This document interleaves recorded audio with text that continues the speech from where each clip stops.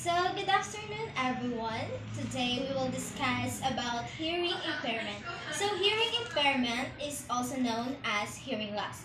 So, it is a partial or person totally inability to hear. So, it may occur in one or both ears of a person.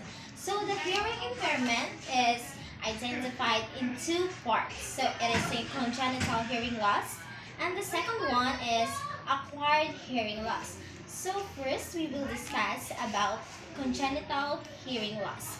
So congenital hearing loss is caused by factors that occur before or before or during the birth. So maybe it is during, when we say about before, it is during pregnancy of a mother of the child. So maybe the mother of the child drink or take some chemicals, examples, medicines that can affect the hearing capabilities of a child when he or she will born. Next is acquired hearing loss. So it occurs after a child's birth. So it may be caused by an accident. So now we will proceed to four major types of hearing loss. So the first one, we have conductive hearing loss. So I have here the picture of an ear. So as you can see, it is divided into two parts, the conductive and sensorineural. So our ear is divided into three parts. This is the outer ear, this is the middle ear, and this is the inner ear. So conductive hearing loss, so it is happen when sound cannot get through the outer ear and the middle ear.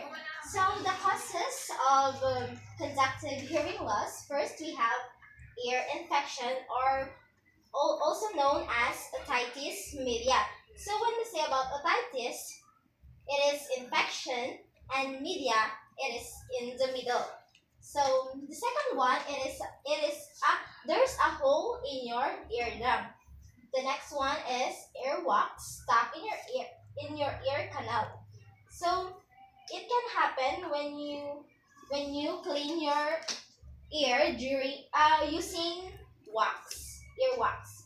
Next is fluid in your ear. So it also caused by an earwax. So the second one, we have the sensorineural hearing loss. So it can happen after the inner ear damage. So soft sounds may be hard to hear. Even louder sounds may be unclear. So the causes of sensorineural hearing loss, first we have the drugs that are toxic to hearing. So there are some medicines that the side effects of it is sensorineural hearing loss. Then second one, we have the listening to loud noises or explosions. So example, when you always use earphones and turn it into loud volume, so there is a possibility that your ear will be damaged. Then next is hearing loss that runs in the family, so it can be genetic. Next one, the third one, we have the mixed hearing loss. So the causes of mixed hearing loss, you work around loud noises. So for example, there is a place where they made a pot or a cauldron. So permina silang gapokpok. So ang ginagamit nila na is aluminum. So because of that loud noises, so sometimes when some people call them, they cannot hear them. So next you have fluid in your middle ear. So like in the conductive hearing loss. So people who have mixed hearing loss has a fluid in their ear. Next, the fourth types of hearing loss is central auditory processing. So the first cause of central auditory processing is the age-related. So as we get older, we lost our hearing. Hearing. So next is neurological disorder, disease, or damage. This is caused sometimes by an accident, a brain injury, or a injury, traumatic head injury. So, for the recap, we have the four major types of hearing loss: the conductive hearing loss, sensory neural hearing loss, mixed hearing loss, central auditory processing. So that's all. The next reporter will be Marie Lucille. Okay, so good afternoon, everyone. So, I will be continuing the report of Rana. It's all about hearing impairment. So, for my report, it's about characteristic of learners with hearing impairment. Number one, does not appear to attend. Though the person is here and you are talking to him or her, it seems like he or she doesn't hear you. Number two, has frequent ear aches or any discharge from the ear. So if a learner has a hearing impairment, he or she can feel that they can feel any pain or aches in their ear.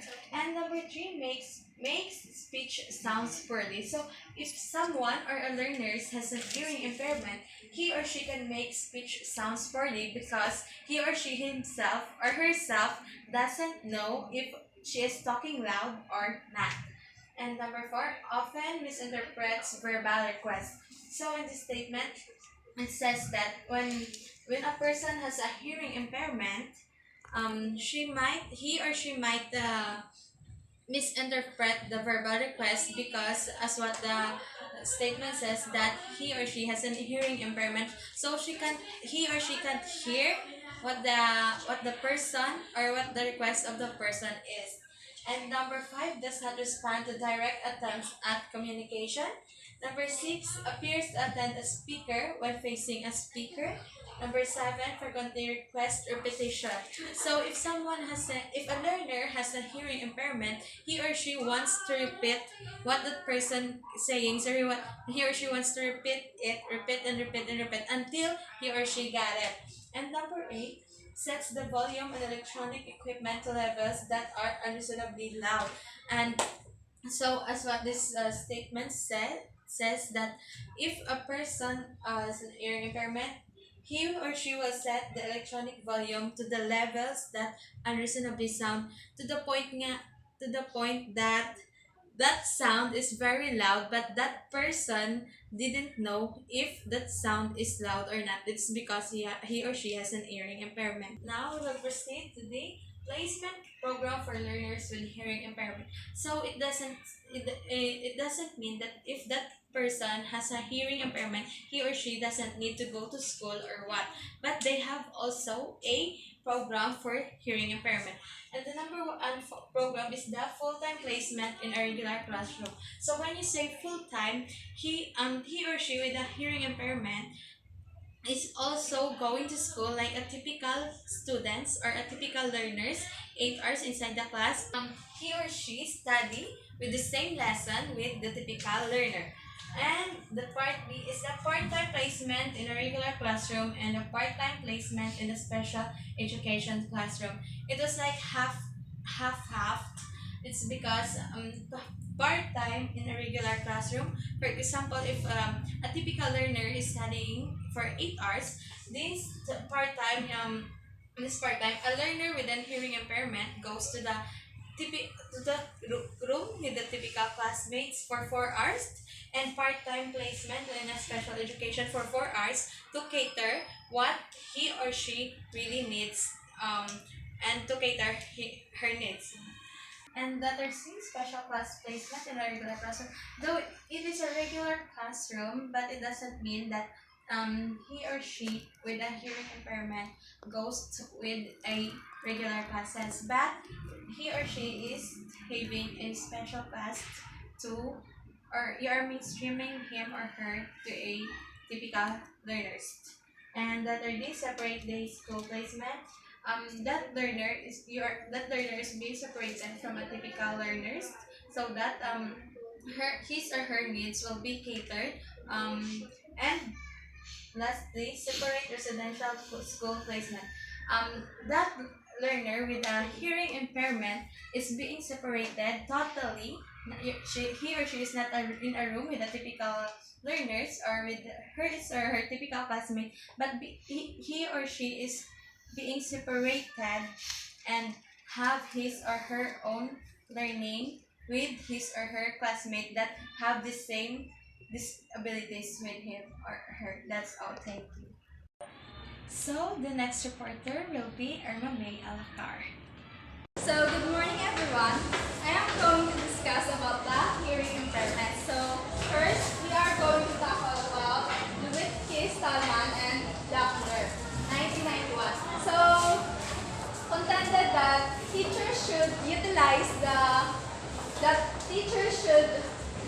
the following 5 choices in the selection and implementation of math, science, and arts curriculum for learners with hard of hearing. So first is use a curriculum that has been specifically designed for learners who are hearing impaired or deaf.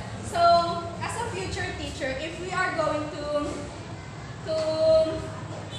have a children who is experiencing a hearing impairment or who has hearing impairment or deaf, we have to know what's right curriculum for that child, and we must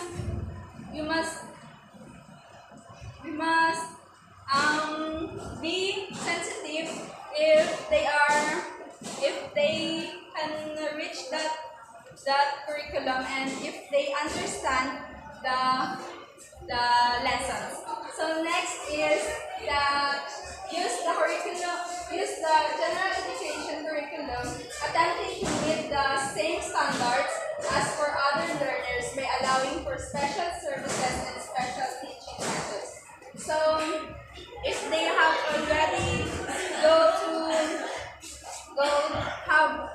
have entered the school that is for hearing impaired, so if they are going to general education program, we teacher have to give them the curriculum that they are really need. So if they are not go if they are in so if they are going to enter the general classroom, the teacher must have a translator, or the teacher must have to have the signals if sign language, using the sign language using her hands. So next is number 3 is use the general curriculum but reduce the level of complexity of the material presented. So if the child is going to general education, you as a teacher hindi mo ang lesson mo is hindi mo pag i-complicated niya, hindi nila ma-understand. So dapat itagan mo sila if they have the translator with them, you must also learn how to use the language using sign language. So next is use a curriculum from a lower grade. So the teacher must start from the lower grade so that the learner will understand the subject or the lesson that the teacher have discussed.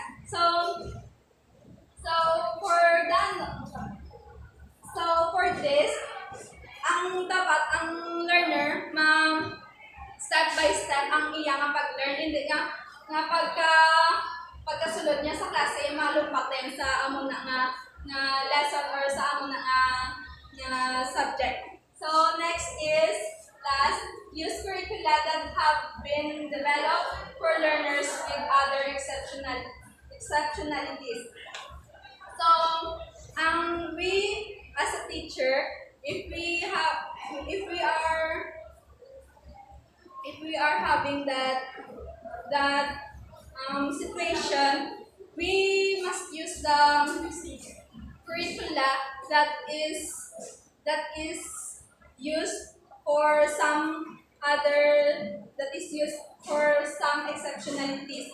Hindi nga kung sa muna nga kung sa isa ka classroom ang para hindi pareho sa mga pagklase mga pareho sa mga norm. Dapat ang i-teach mo sila na about sa mga pareho sa pagklase sa mga exceptional learners. So let's move on to educational approaches. So there are array of varied approaches available to transmit information to learners with hard of hearing. So first is oral or oral, manual, and simultaneously communication approach. So the oral refers to the ear or hearing, and the oral is the mouth or speaking. So this talks about the something verbal and expressed in words, either spoken or written.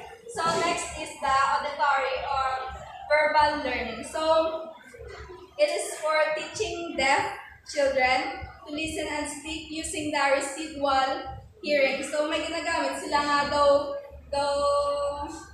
technology nga pwede ang mga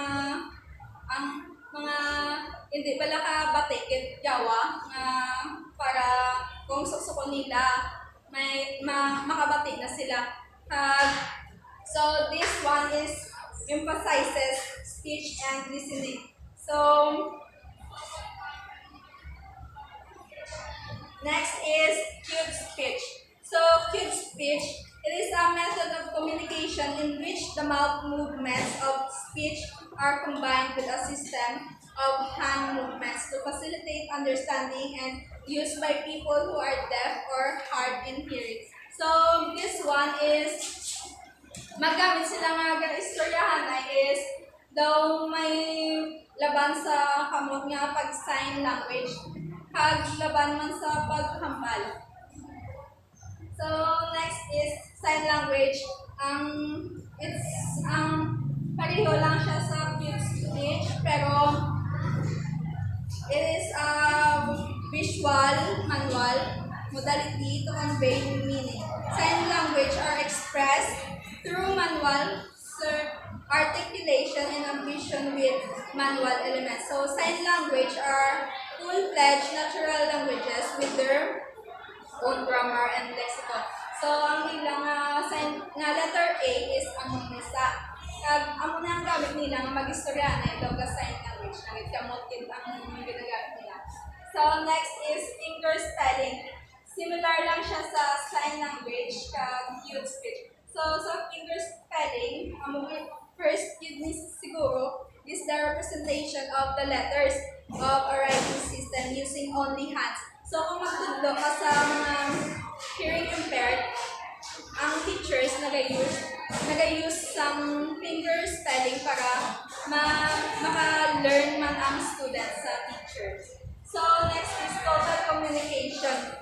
So total communication, it is an approach to deaf education that aims to make use of a number of modes of communication such as sign, oral, auditory, written, and visual aids. So depending on the particular needs and abilities of the child. So ang total communication is ang visual aids na ginagamit na para maintindihan ka sa students kag nagagamit man sa some number of modes and communication or sign para mas maintindihan sa student. So next is use of technology. So some deaf are using technology also by texting and increasing in access to communications. So they are having text messages, or they use some videos to through current technologies. So that's all, and our